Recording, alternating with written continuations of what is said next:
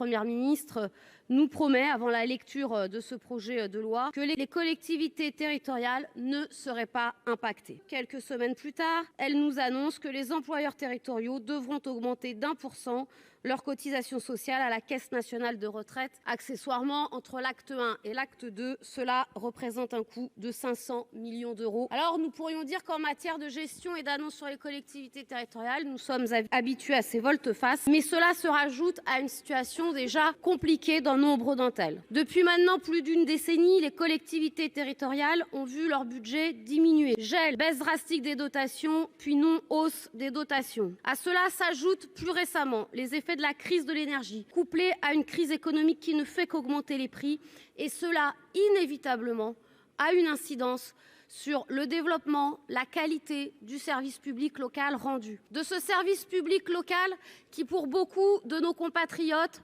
n'est plus que le seul qui existe encore dans leur commune et qui permet encore, avec ces femmes et ces hommes dans ces communes, de pouvoir faire société et porter ce projet de l'idéal républicain, de la liberté, de l'égalité et de la fraternité. Alors oui, cette hausse aura des conséquences sur les recrutements, sur les ressources humaines et sur la capacité demain de nos collectivités à être toujours au plus près de celles et de ceux qui en ont besoin.